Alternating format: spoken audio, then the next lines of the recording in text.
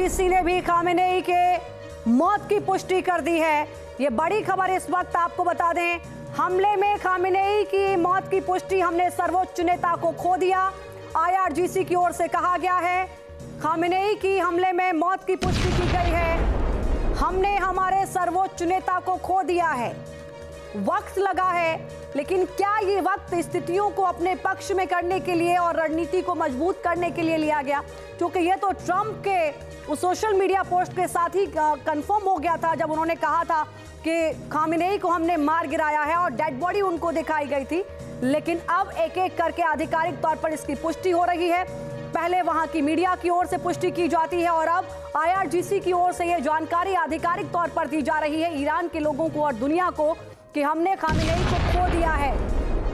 ये बड़ी खबर इस वक्त आपको बता दें, कई बड़े सवाल यहां से शुरू होते हैं। ऐसा नहीं है कि खामेनेई के खत्म होने के बाद सब कुछ यहां पर स्थिति एकदम से बदल जाएगी, ऐसा नहीं है। क्या अमेरिका अपने टारगेट को अचीव करने के बाद शांत बैठेगा? क्या ईरान यहां से शांति के साथ आगे बढ़ने की कोशिश करेगा, या फिर जिस तरीके से खामेनेई का खात्मा अमेरिका ने किया है उसके बाद ईरान के आईआरजीसी के जो भी कमांडर बचे हुए हैं या लारीजानी के पास जो भी प्रोग्राम बनाकर खामेनेई ने खुद के बाद आगे ईरान को बढ़ाने के लिए दिया था, उस पर अमल किया जाएगा, इस पर नजर रहेगी। बड़ी खबर जो इस वक्त आ रही है वो आपको बता दें, तेल अवीव में ईरान के हमले से भारी तबाही की खबर है। मिसाइल अटैक से तेल अवीव में एक की मौत, 15 लोगों के घायल होने की जानकारी।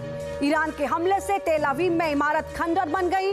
तस्वीरों में हम आपको दिखा रहे हैं हालात कितने ज्यादा खराब हैं। चारों ओर आग की लपटें हैं, फायर कर्मी आग बुझाने में जुटते हैं। रिहायशी इलाकों में हुए इस हमले से भारी जान माल की नुकसान की खबर और तस्वीरें अपने आप में ये बयां कर रही हैं।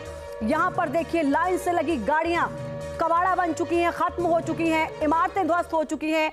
जो फायर फाइटर्स हैं वो आग बुझाने में जुटे हुए हैं, लेकिन नहीं पता किस पल आकर कौन सी मिसाइल ईरान की यहाँ पर गिरेगी और कितने लोगों को शिकार बनाएगी, ये डर वहाँ के लोगों में भी अभी है। इस बीच एक बड़ी जानकारी आ रही है कि ईरान ने इजराइल पर ताबड़तोड़ कई मिसाइलें दागी हैं। इजरायली एयर डिफेंस सिस्टम हमले को नाकाम करते दिखे हैं।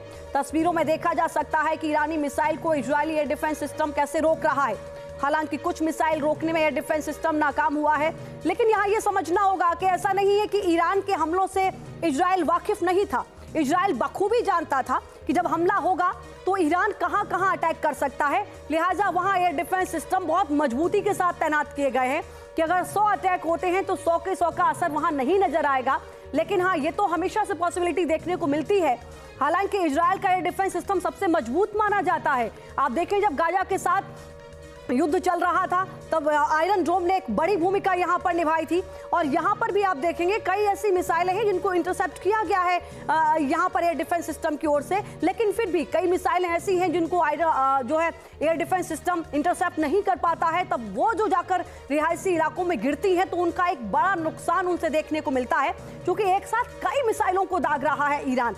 और ईरान ने ये पहले ही कहा था कि मिसाइल शक्ति ही हमारी ताकत है, इसीलिए ये डील नहीं हो पाई। चूंकि अमेरिका चाहता था कि बैलिस्टिक मिसाइल पर ये डील करे अमेरिका से ईरान, और ईरान ने साफ कहा कि यूरेनियम संवर्धन पर तो बात होगी, परमाणु कार्यक्रम पर तो हम बात करने को तैयार हैं, लेकिन अगर आप बैलिस्टिक मिसाइल प्रोग्राम पर रोक लगाने की कोशिश करते हैं तो इस पर तो एक बात भी नहीं सुनी जाएगी, क्योंकि ये हमारी ताकत है, हमें सुरक्षा देती है। और इस बीच एक और बड़ी खबर आपको बता दें, अमेरिका इजराइल का ईरान पर भीषण हमला फिर से हुआ है। एक साथ 200 फाइटर जेट से हमला किया, यानी कि जो पहला हमला किया गया था उसी के बारे में आईडीएफ की ओर से आधिकारिक तौर पर बयान देते हुए ये जानकारी साझा की गई है कि जो हमने हमला किया है वो इतिहास का अब तक का सबसे बड़ा हमला हमने किया है। आईआरजीसी का खुफिया मुख्यालय तबाह कर दिया है हमने, ये भी जानकारी दी है। आईआरजीसी के मिलिट्री बेस को और एयर डिफेंस को हमने निशाना बनाया है। डीएनसी प्रांत में ईरान की मिसाइल बेस पर भी हमने हमला किया है। ये जानकारी आईडीएफ की ओर से दी जा रही है।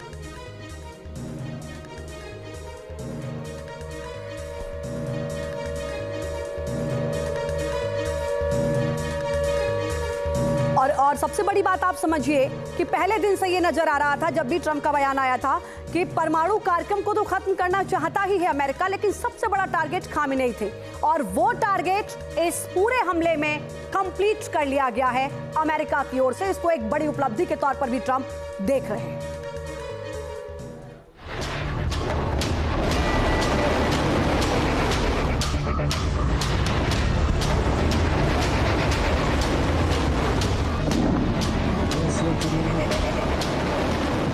अमेरिका और इजराइल का सबसे बड़ा मिशन है ईरान का एटमी सपना ध्वस्त करना।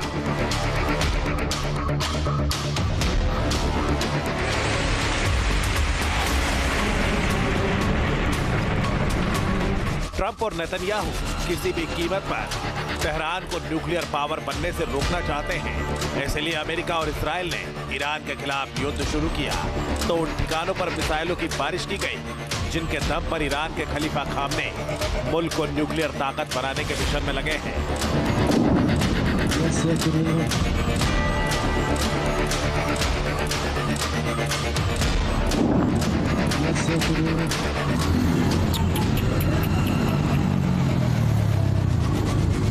ईरान के कोम शहर में एक न्यूक्लियर फैसिलिटी पर मिसाइल अटैक किया गया। बुशहर में भी न्यूक्लियर साइट को तबाह कर दिया गया। ये हमले तब तक जारी रहेंगे जब तक ईरान के एटमी प्लान का नामो निशान नहीं मिट जाता, क्योंकि ट्रंप का क्लियर कट कहना है कि ईरान को परमाणु हथियार रखने का हक नहीं है।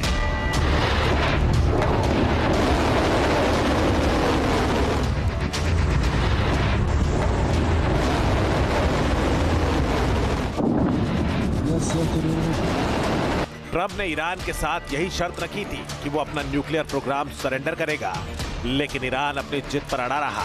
इसलिए ट्रंप ने तेहरान की तबाही के लिए युद्ध का ट्रिगर दबा दिया, क्योंकि जिस तेजी से ईरान अपने न्यूक्लियर प्रोग्राम पर काम कर रहा है वो किसी भी वक्त एटमी धमाका कर सकता है। पिछले कुछ दिनों में लगातार ईरान से सैटेलाइट तस्वीरें सामने आई हैं, जिनसे ये पता चलता है कि ईरान लगातार न्यूक्लियर साइट पर काम कर रहा है।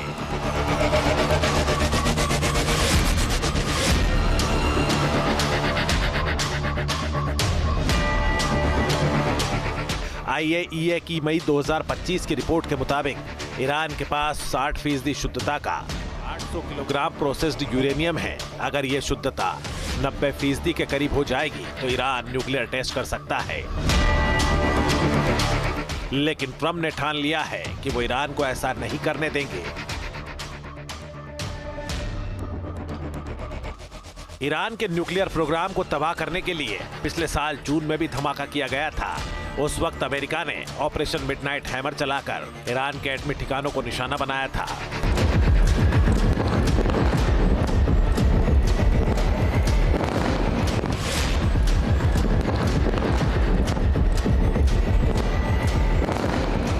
अमेरिका ने ईरान के फोर्डो, इस्फहान और नातांज न्यूक्लियर साइट पर हमला किया था और दावा किया था कि उसने ईरान के एटमी ठिकानों को मिट्टी में मिला दिया है। हालांकि ईरान दम भरता रहा है कि जून 2025 की जंग में उसके न्यूक्लियर ठिकानों को कोई नुकसान नहीं हुआ।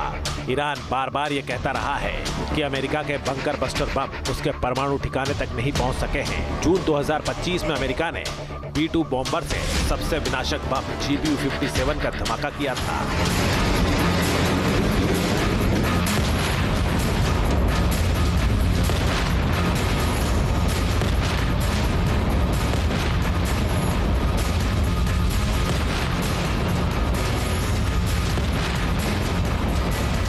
GBU-57 को दुनिया का सबसे भारी प्रिसिजन गाइडेड बम माना जाता है। इसका वजन करीब 30,000 पाउंड यानी 13,600 किलो है। इस घातक बम की लंबाई करीब 20 फीट और व्यास 30.5 इंच है। यह जमीन के करीब 200 फीट अंदर तक पेनिट्रेट कर सकता है। इस बम को खास तौर पर B-2 स्प्लिट जैसे एडवांस स्टील बॉम्बर से ले जाया जाता है। इस बम की खासियत यह है कि यह गहराई तक जाकर भी अपने टारगेट को सही तरीके से हिट कर सकता है।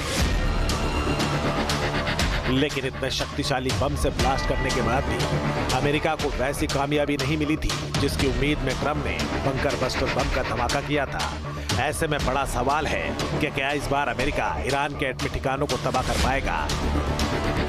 क्या ईरान के एटमी अड्डों को बर्बाद करने के लिए एटम बम का इस्तेमाल करना पड़ेगा? ऐसा कहने की वजह है कि बंकर बस्टर बम से घातक हथियार एटम बम ही है, जो ईरान के न्यूक्लियर ठिकानों का खेल खल्लास करने की ताकत रखता है। T news nation.